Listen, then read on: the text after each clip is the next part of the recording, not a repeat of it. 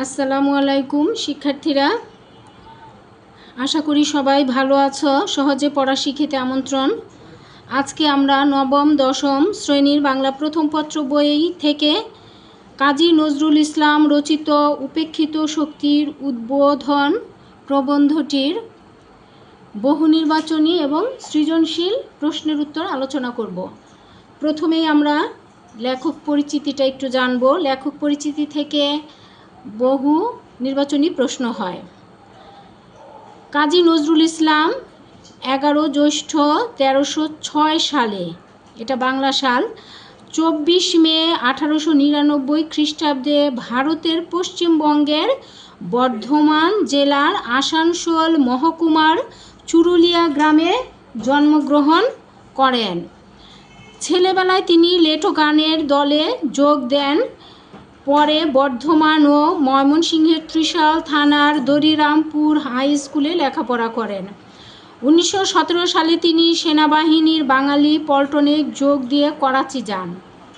সেখানে তার সাহিত্য জীবনের সূচনা ঘটে। তার লেখায় তিনি সামাজিক অবিচার ও পরাধীনতার বিরুদ্ধে সোচ্চার হয়েছেন। এজন্য তাকে বিদ্রোহী কবি বলা হয়। বাংলা সাহিত্য জগতে তার আবির্ভাব এক নতুন দিগন্তের উন্মোচন করে। কবিতা, উপন্যাস, নাটক, ছোটগল্প, প্রবন্ধ ইত্যাদি সাহিত্যের সকল শাখায় তিনি প্রতিভার স্বাক্ষর রেখেছেন। তিনি গজল, খেয়াল, রাগ প্রধান গান রচনা করে খ্যাতি অর্জন করেছেন। আরবি ফার্সি শব্দের সার্থক ব্যবহার তার কবিতাকে বিশিষ্টতা দান করেছে। মাত্র 43 বছর বয়সে কবি দুরারোগ্য রোগে আক্রান্ত হয়ে বাকশক্তি হারিয়ে ফেলেন। বাংলাদেশের প্রতিষ্ঠার পর অসুস্থ কবিকে ঢাকায় আনা হয় এবং পরে তাকে বাংলাদেশের নাগরিকত্ব প্রদান করা হয়। তাকে স্বাধীন বাংলাদেশের জাতীয় কবির মর্যাদায় ভূষিত করা হয়। তার রচিত কাব্যগুলোর মধ্যে অগ্নিবীণা, বিষের বাঁশি, ছায়ানট, প্রলয়শিখা, চক্রবাক, সিন্ধু হিন্দোল বিশেষভাবে উল্লেখযোগ্য। ব্যথার দান, রিক্তের বেদন, শিউলিমালা, মৃত্যুক্ষুধা, কুহেলিকা ইত্যাদি তার রচিত গল্প ও উপন্যাস। যুগবাণী, দুর্দিনের যাত্রী ও রাজবন্দির জবানবন্দি তার উল্লেখযোগ্য প্রবন্ধ সংগ্রহ। 29 আগস্ট 1976 সালে কবি ঢাকার পিজি হাসপাতাল, বর্তমান নাম বঙ্গবন্ধু শেখ মুজিব মেডিকেল বিশ্ববিদ্যালয়ে শেষ নিঃশ্বাস ত্যাগ করেন। ঢাকা বিশ্ববিদ্যালয় মসজিদ সংলগ্ন প্রাঙ্গণে তাকে পরিপূর্ণ রাষ্ট্রীয় মর্যাদায় সমাহিত করা হয়।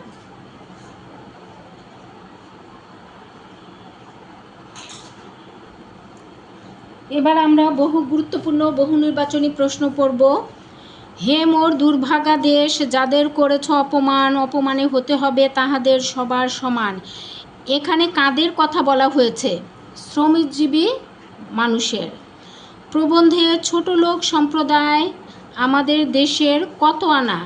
10 আনা। কোন দেশের গণতন্ত্র প্রতিষ্ঠার অন্তরায় কোনটি? শ্রেণী বৈষম্য। আমাদের দেশে জনশক্তি বা গণতন্ত্র গঠিত না হওয়ার কারণ কি? শ্রমজীবীদের উপেক্ষা। কাজী নজরুল ইসলামের মতে কারা দেশে যুগান্তর আনবে? উপেক্ষিত জনতা। উপেক্ষিত শক্তি কিভাবে দেশে যুগান্তর আনবে? জাতীয় উন্নয়নে অংশ নিয়ে। মানুষকে মানুষ হইয়া ঘৃণা করা কিসের ধর্ম নয়? আত্মার। মেহনতি মানুষদের ছোট লোক নামকরণ করেছে কারা? অভিজাত গর্বিত সম্প্রদায়। ভদ্র সমাজের দেশ উন্নয়নের ভাবনা পরিণতি পায় কিসে? কল্পনায়। মহাত্মা গান্ধীর আহ্বানে কি ছিল না? বৈষম্য। উপেক্ষিত শক্তির উদ্বোধন কি ধ্বনিত হয়েছে? ঐক্যের আহ্বান।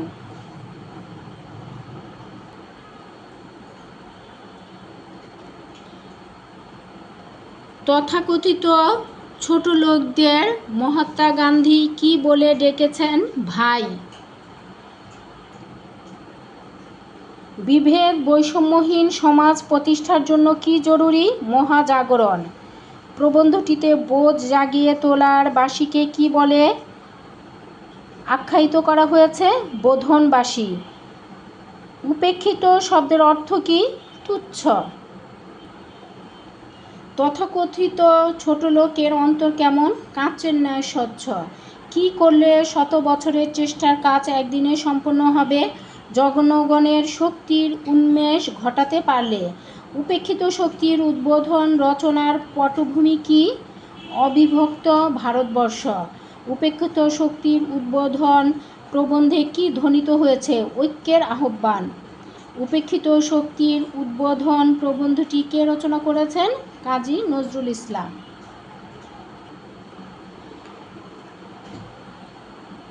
শুরু করছি সৃজনশীল নমুনা সৃজনশীল প্রশ্ন উত্তর পর্ব। এখানে বাংলা প্রথম পত্রে হুবহু কিন্তু সৃজনশীল পরীক্ষা কমন আসে না, তবে তোমরা যদি গল্পটা ভালো করে পড়ো এবং সৃজনশীল লেখার প্র্যাকটিস করো, অভ্যাস করো, তাহলে কিন্তু সৃজনশীল লেখার কোনো ব্যাপারই না। মূলত গল্পটা ভালো করে বুঝে বুঝে পড়তে হবে, তাহলে যেখান থেকে সৃজনশীল প্রশ্ন হোক না কেন তোমরা পারবে।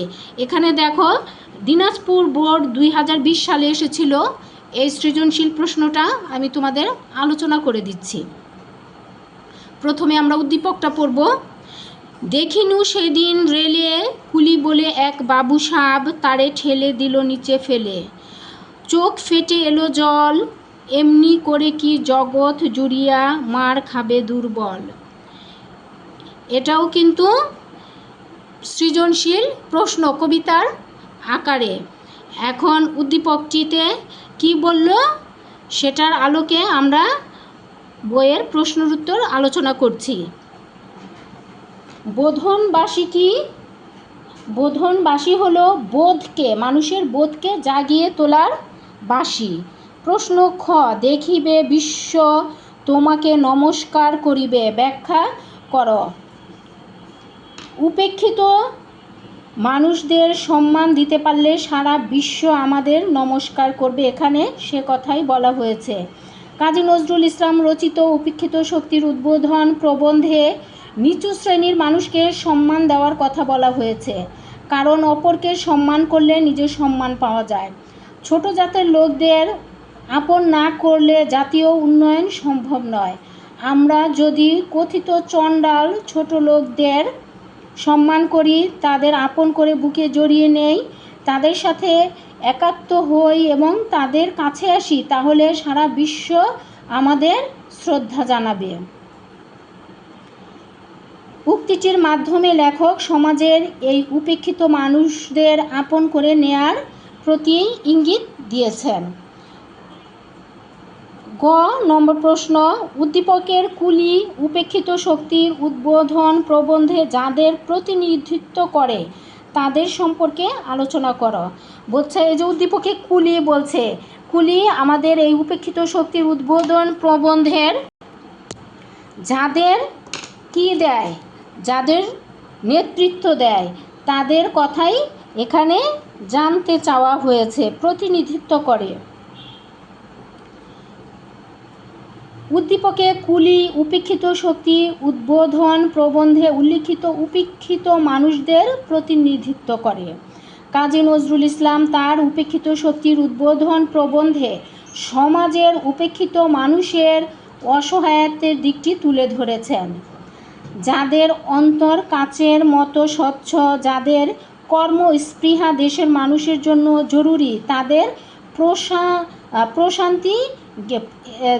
প্রশান্তিতে প্রশস্তি গেয়েছেন কবি। উদ্দীপকে দেখা যায় এক বাবু সাপ কুলিকে নিচে ফেলে দিয়েছে, আর এর দৃশ্য দেখে কবির চোখ ফেটে জল আসে। সঙ্গত কারণেই এমন অবিচার দেখে তিনি ক্ষুব্ধ হয়েছেন।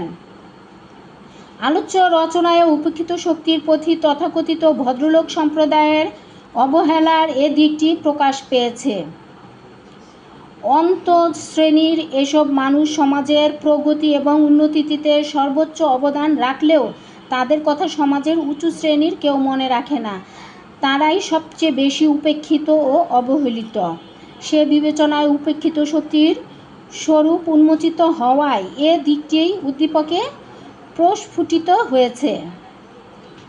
অত্যাচারিত হওয়ার দিক দিয়ে উদ্দীপকের কুলি প্রবন্ধে উল্লেখিত সমাজের তথাকথিত ছোটলোক সম্প্রদায় অর্থাৎ উপেক্ষিত মানুষদের প্রতিনিধি। ঘ নম্বর প্রশ্ন, উদ্দীপকে উল্লেখিত বাবুসাপ যেন উপেক্ষিত শক্তির উদ্বোধন প্রবন্ধের আভিজাত্য গর্বিত সম্প্রদায়েরই প্রতিনিধি, বিশ্লেষণ কর। দুর্বলদের প্রতি অত্যাচারের দিক দিয়ে উদ্দীপকের উল্লিখিত বাবুসাপ যেন উপেক্ষিত শক্তি উদ্বোধন প্রবন্ধের আভিজাত্য গর্বিত সম্প্রদায়ের প্রতিনিধি হয়ে উঠেছে। কাজী নজরুল ইসলাম রচিত উপেক্ষিত শক্তির উদ্বোধন প্রবন্ধে তথাকথিত ছোটলোক দরিদ্র শ্রেণীর মানুষের প্রতি অভিজাত শ্রেণীর দৃষ্টিভঙ্গির দিকটি প্রকাশ পেয়েছে। অভিজাত গর্বিত সম্প্রদায়ের মানুষেরা তথাকথিত ছোটলোকদের সব সময় ঘৃণা ও উপেক্ষা করে থাকে, ফলে উপেক্ষিতরা নিজেদের সম অধিকার বিষয়ে সচেতন হতেই পারে না। এদিকে উদ্দীপকে আমরা দেখি যে বাবুসাপ অভিজাত শ্রেণীর প্রতিনিধি। তিনি নিচু শ্রেণীর কুলিকে মানুষ হিসেবে গণ্য করেন না। তাই তো রেলের এক কুলিকে তিনি ঠেলে নিচে ফেলে দিয়েছেন, অথচ মানুষ হিসেবে তাকে যে সম্মান করা উচিত তা ওই বাবু সাহেবের মনেই হয়নি। উপেক্ষিত শক্তির উদ্বোধন প্রবন্ধ উদ্দীপক উভয় ক্ষেত্রেই অভিজাত ও ধনিক শ্রেণীর দ্বারা দরিদ্র ও নিচু শ্রেণীর মানুষের শোষিত হওয়ার দিকটি ফুটে উঠেছে। আলোচ্য প্রবন্ধে অভিজাত গর্বিত মানুষেরা তাদের স্বার্থের জন্য তথাকথিত ছোট লোকদের মাথা তুলে দাঁড়াবার সুযোগ দেয় না। একই কারণে উপেক্ষিত উদ্দীপকের বাবু সাব রেলের কুলিকে নিচে ঠেলে ফেলে দেয়, অর্থাৎ উভয়ই নিজেদের আভিজাত্যের গর্বে গর্বিত।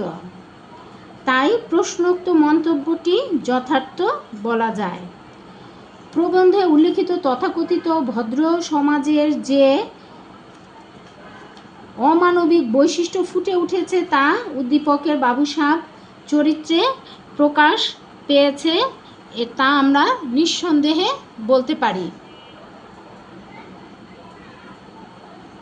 উদ্দীপক 2 নমুনা প্রশ্ন। আমি সবসময় বলি, এটা যদি তোমরা প্র্যাকটিস করো, চর্চা করো, তাহলে তোমাদের লেখার অভ্যাস হবে, লিখতে পারবে গল্পটা জানা থাকলে।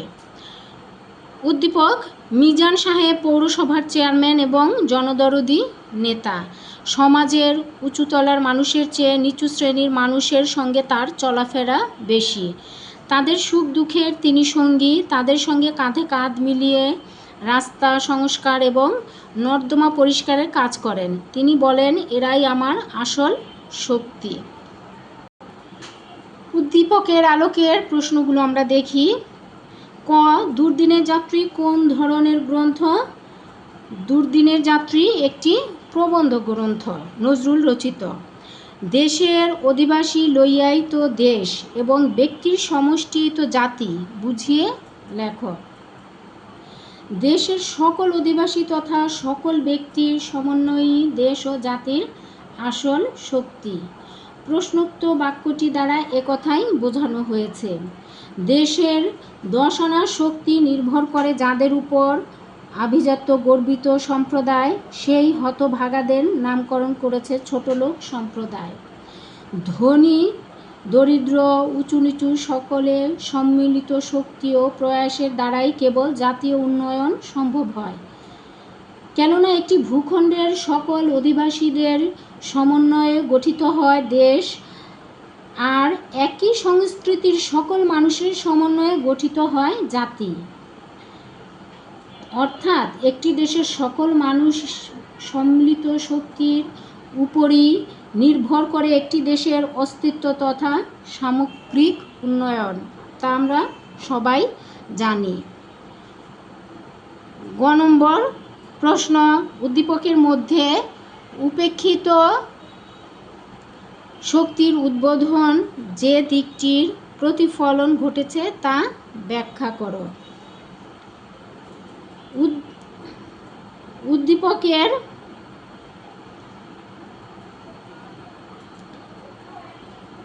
মিজান সাহেবের কর্মকাণ্ডে উপেক্ষিত শক্তির উদ্বোধন প্রবন্ধের সাম্যবাদী মানসিকতার দিকটি ফুটে উঠেছে, যা আমরা লক্ষ্য করি কবি কাজী নজরুল ইসলাম রচিত উপেক্ষিত শক্তির উদ্বোধন প্রবন্ধে। প্রাবন্ধিক কাজী নজরুল ইসলাম সকল মানুষকে সমান মর্যাদায় প্রতিষ্ঠিত করতে চান। কাউকে উপেক্ষা করে বা ছোট লোক ভাবার পক্ষে নন প্রবন্ধের লেখক। লেখক মনে করেন সকল জনতাকে নিয়ে এগিয়ে যেতে পারলেই শান্তি প্রতিষ্ঠিত হবে দেশে। উদ্দীপকের মিজান সাহেব একজন আদর্শ মানুষ। তিনি সকলের সঙ্গে মিলেমিশে থাকতে পছন্দ করেন। সমাজের মানুষের কল্যাণে তিনি কাজ করে যান। সকল মানুষের ভালো মন্দের খোঁজ খবরও তিনি রাখেন। সমাজের সকল শ্রেণী পেশার মানুষকে মূল্যায়ন করতে তিনি কোনো দ্বিধাবোধ করেন না।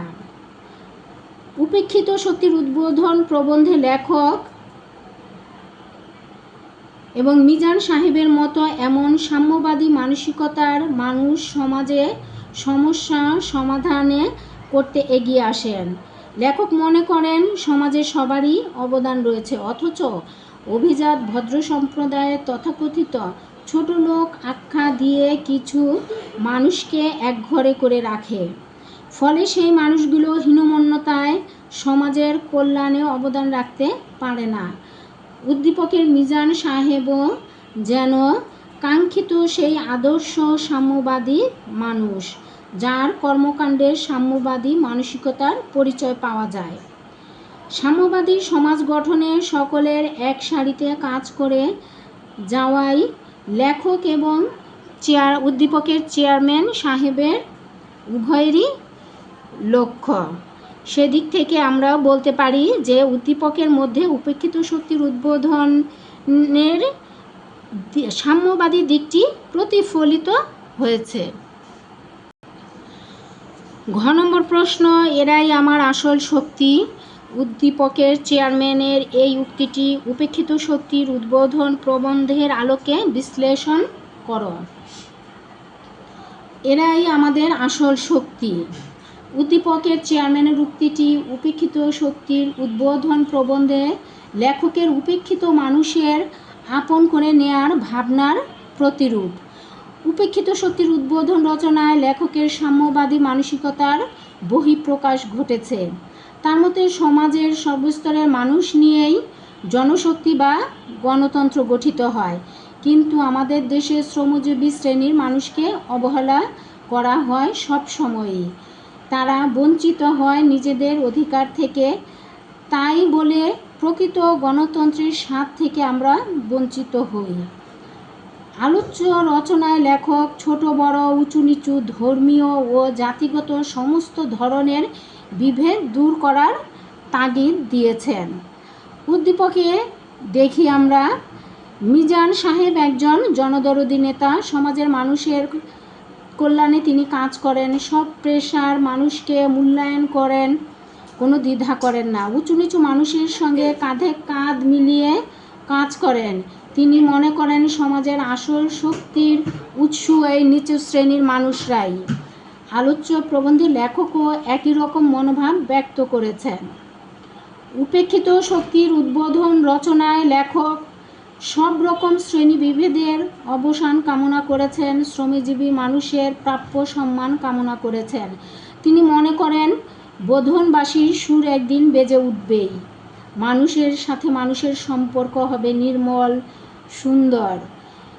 এমন সুদিনের স্বপ্নই তিনি দেখেছেন।